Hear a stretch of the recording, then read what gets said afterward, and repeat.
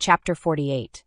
The Chiefs fall. The French Quarter shimmered under a late March sun, the scars of Mardi Gras Fat Tuesday fading into memory, beads swept away, masks discarded, the city's pulse settling into a quieter rhythm. At the New Orleans Police Department's headquarters on Tulane Avenue, the air was thick with the scent of fresh coffee and the low hum of typewriters. A precinct reborn after the order of the Crescent Moon's collapse. Julien Dubois stood in the bullpen, his scar a faint ache, Madame Zora's talisman tucked into his pocket, Amelie's journal now a cherished relic at home. Celeste's Times-Picayune article had exposed the order's ritual murders, toppling Vincent Devereaux and his elite cabal, but one shadow remained: Chief Inspector Harold Grayson's corruption. The precinct was a hive of tension, officers whispering as Julien's evidence, bank slips tying Grayson to Devereaux's bribes, circulated to the district attorney. Grayson's office, once a fortress of ego with plaques and mayor's photos, was now a crime scene, its door sealed. Julien had delivered the slips himself, the ledger from Devereaux's speakeasy a damning link to vanished evidence. Photos, witness logs, Amelie's pendant. Grayson's betrayal had shielded the order, costing 10 lives, and Julien's resolve to see him fall burned as fiercely as the plantation's pyre. A hush fell as Grayson emerged from a closed-door meeting with the mayor and DA, his graying mustache drooping, his bulldog face pale. He stood before the bullpen, his voice a hollow growl. "Effective immediately, I resign," he said, avoiding Julien's gaze. "Allegations of misconduct require my departure." The words were a formality, his disgrace clear, arrests were pending, his bribes a public scandal thanks to Celeste's follow-up article. Officers clapped sparsely, their relief tempered by the precinct's tarnished honor. The mayor, a wiry man with nervous eyes, approached Julien, his voice low. "Dubois, you've cleaned house. The chief's job is yours if you want it. Hero like you, the city needs you at the top." The offer hung heavy, a chance to reshape the force, but Julien's thoughts drifted to Amelie, her smile in the photo on his desk, her murder avenged by his boots-on-the-ground fight. He lit a cigarette, the match flaring, and shook his head. "No, sir," he said, exhaling smoke. "I'm a detective, not a desk man. I'll keep the streets clean for my sister, for the dead. Find someone else to wear the brass." The mayor nodded, unsurprised, and left Julien to the bullpen's murmurs, his scar a quiet testament to his choice. Across town, Celeste's article continued to ripple, her name synonymous with courage, her newsroom desk piled with letters of praise. Julien passed the Times-Picayune office, seeing her silhouette through the window, her amulet catching the light. Their partnership had broken the order, and though they'd not spoken since the fire, a shared glance across the quarter's streets was enough, a bond forged in blood and truth. The precinct's new interim chief, a stern but honest captain, took charge, vowing reform. Julien grabbed his fedora, stepping into the sunlight, the Mississippi's breeze carrying the faint wail of a jazz horn. Amelie's memory was at peace, the crescent moon's shadow gone, but New Orleans' underbelly never slept. Julien's revolver was heavy, his resolve heavier, ready for the next fight in a city that always demanded vigilance. Chapter 49. The New Orleans dawn. The French Quarter glowed under a late March sunrise, its cobblestone streets washed clean of Mardi Gras chaos, the air fresh with the scent of magnolias and the Mississippi's briny tang. The city had awakened from the nightmare of the Order of the Crescent Moon, its ritual murders, 10 lives, including Amélie Dubois's a decade prior, laid bare by Celeste Moreau's Times-Picayune articles. Vincent Devereaux's death, Chief Inspector Grayson's disgrace, and the arrests of the Order's remnants had shifted New Orleans' soul, but the scars lingered, a reminder of shadows never fully banished. Julien Dubois stood on the levee by Jackson Square, his fedora tilted back, his scar a faint line in the dawn's light. Madame Zora's talisman rested in his pocket, a keepsake of the fight, Amelie's journal now framed at home, her memory at peace. The precinct was healing under a new chief, Grayson's corruption a fading stain, and Julien's choice to remain a detective, a street-level guardian, felt right, a vow to honor his sister and the fallen. The Mississippi rolled before him, its waters a mirror for the city's resilience, its jazz horns stirring in the distance. Celeste Moreau approached, her auburn hair catching the sun, her cloche hat discarded, her amulet glinting at her throat. Her articles had earned her acclaim, a Pulitzer whispered in newsroom corners, but her green eyes held the weight of Clara's loss, Margot's sacrifice, Tommy's betrayal. The ledger, photos, and Margot's key now in the DA's hands had toppled the order, and her pen was sharper for it. She stopped beside Julien, her shoulder brushing his, a silent acknowledgement of their shared crucible.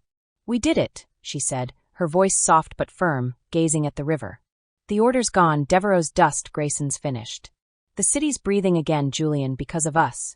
Her amulet, infused with Zora's herbs, was a quiet reminder of their survival. Her bruise faded but not forgotten. Julian lit a cigarette, the match flaring, his scar a quiet ache. "Cost us, though," he said, exhaling smoke. "Amelie's at rest, but Clara, Margot. Too many ghosts." He glanced at Celeste, her profile sharp against the dawn, and felt a warmth he hadn't dared name. Their partnership, forged in blood and truth, was something more now, a spark kindled in the quarter's shadows. "You kept me going, Celeste. Your truth, your fight." She smiled, a rare softness breaking through. "And your grit, Julian.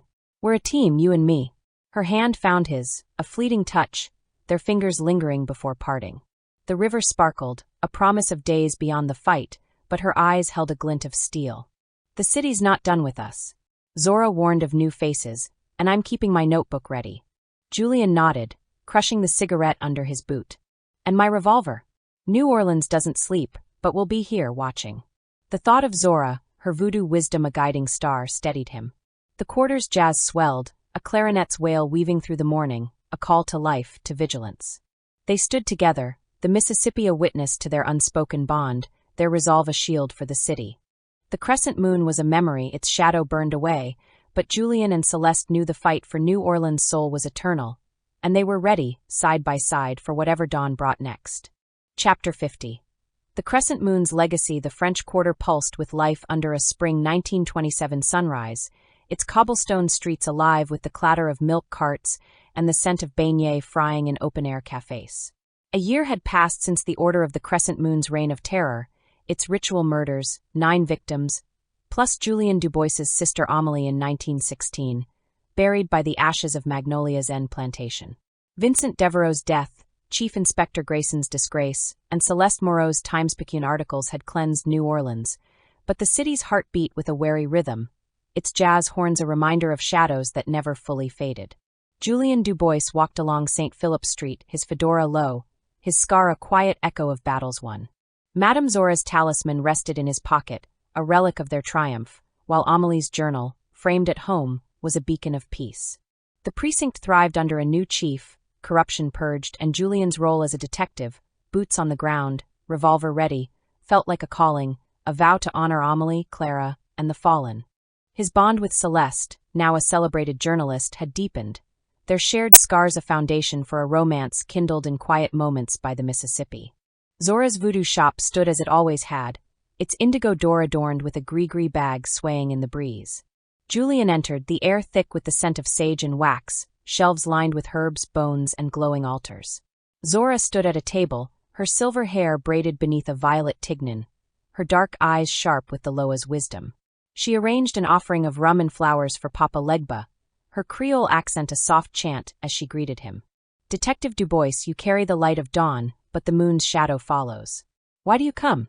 Julian removed his fedora, his voice steady. "A year ago you helped us break the order, Zora. Devereaux's dead, the ritual's gone, and Celeste's truth set the city free.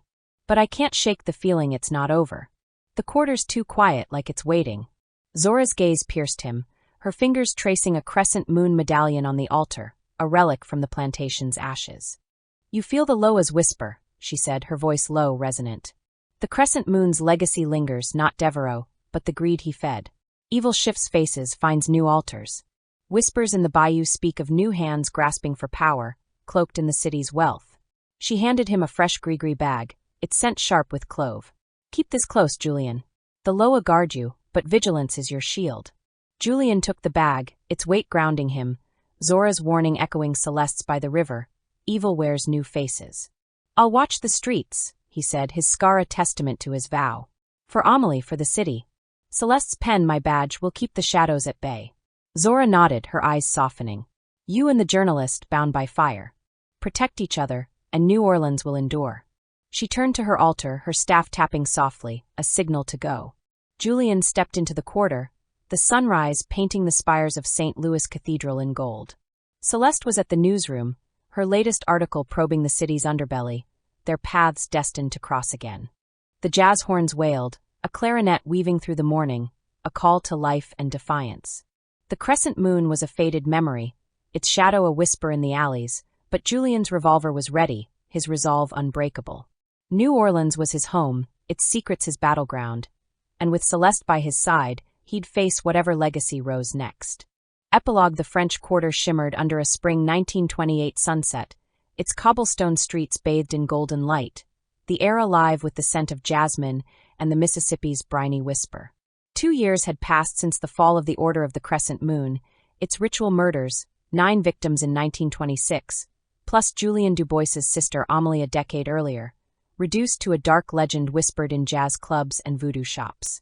Vincent Devereaux's death, the exposure of Chief Inspector Grayson's corruption, and Celeste Moreau's Times-Picayune articles had reshaped New Orleans, forging a city stronger yet ever watchful, its pulse a blend of defiance and hope. Julian Dubois and Celeste Moreau walked arm in arm along the levee by Jackson Square, the river's ripples catching the fading sun. Julian's fedora was tilted back, his scar softened by time, Madame Zora's talisman a quiet weight in his pocket. His detective's badge, polished by daily duty, gleamed under his coat, his revolver a steady companion. The precinct had healed, its new chief a beacon of integrity, and Julian's choice to remain a street-level guardian felt truer each day, a vow to Amélie, Clara, and the fallen. Celeste, her auburn hair loose, her amulet glinting, carried a notebook, her Pulitzer-nominated articles a testament to her truth. Her latest exposé, probing a smuggling ring in the bayou, had the quarter buzzing, her pen as sharp as ever. They paused by the water, the cathedral's spires casting long shadows, the wail of a clarinet drifting from a nearby club. 2 years, Julian said, his voice low, a cigarette unlit between his fingers. Feels like yesterday we burned that plantation, broke the order. Amelie's at peace, but I still see her in the river's reflection. His scar ached, a quiet echo of their fight, but Celeste's presence steadied him, their bond aflame kindled in the crucible of Magnolia's end. Celeste leaned into him, her green eyes catching the sunset. We changed the city, Julian, she said, her voice warm but tempered. Your badge, my words, we tore down their masks. But Zora was right, evil shifts faces. I'm hearing whispers of new players, shadows in the elite, stirring the quarter's underbelly. Her amulet, infused with Zora's herbs, was a reminder of their vigilance, her notebook a weapon against the unknown. Julian nodded, his hand finding hers, their fingers intertwining, a romance no longer hinted but lived in stolen moments, dinners at Creole cafes, walks under starlit balconies. We'll face them, he said, his scar a testament to their strength. You keep writing, I'll keep hunting. The quarter's ours to protect. He thought of Zora, her voodoo shop a sanctuary, her latest gris-gris bag tucked in his coat, a ward against the shadows she'd warned of. A streetcar clanged nearby, vendors called, and the jazz swelled, a saxophone weaving through the dusk. New Orleans was alive, its wounds healing but its secrets eternal. Julian and Celeste turned from the river, their steps synchronized, their resolve a shared vow. The crescent moon was a ghost, its legacy a whisper in the bayou, but they were ready, detective and journalist, bound by love and purpose, for whatever mysteries the city's next dawn would unveil.